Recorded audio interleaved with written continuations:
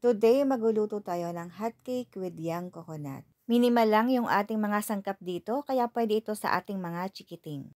Sa isang bowl, ilagay natin ang shredded young coconut or buko. Isang buko lang to guys.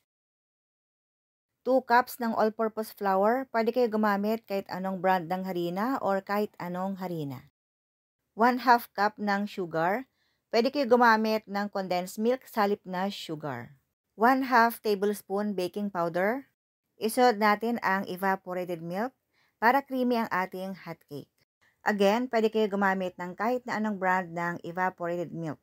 Paunti-unti nating ilalagay ang ating evaporated milk hanggang makuha natin ang consistency na gusto natin. Kailangan hindi masyadong malabnaw at hindi rin masyadong malapot. Pwede kayo magdagdag dito ng yeast, ng egg at ng butter.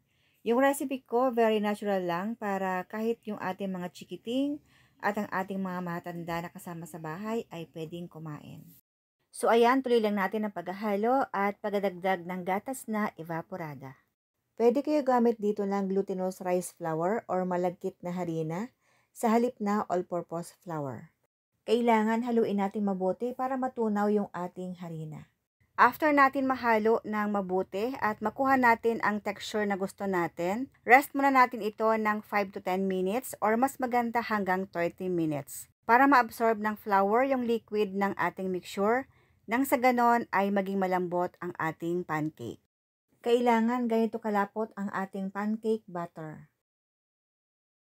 Next step, sa isang mainit na pan, huwag masyadong mainit ha kasi masusunog ang ating cooking oil. Maglagay tayo ng 2 tablespoon ng cooking oil. Gagamit tayo dito ng 1/2 cup na pang-scoop sa ating pancake batter. Pero kung pang-negosyo, 1/4 cup lang ang inyong gamitin para makagawa kayo ng mas marami. Lulutuin natin ito sa mahinang apoy. Medyo matagal lang ito lutuin dahil nga kailangan ay alalay sa apoy. Pwede natin itong takpan at pwede ring hindi. Once na nag-dry na ang ibabaw, pwede natin itong baliktarin. Huwag kayo maglalagay ng mantika hanggat may nakikita kayo mantika sa kawali para hindi maka-absorb ng maraming mantika ang ating pancake. Same procedure hanggang maubos ang ating pancake batter.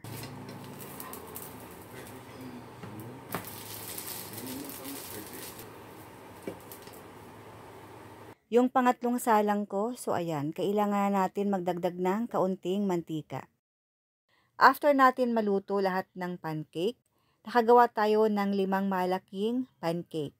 Maglalagay lang ako ng honey sa ibabaw, pero pwede kayo gumamit ng maple syrup, chocolate, fresh fruit, butter, or margarine with sugar, katulad ng mga pancake na nabibili natin. At marami pang iba na pwede natin gawing toppings. Thank you for watching guys!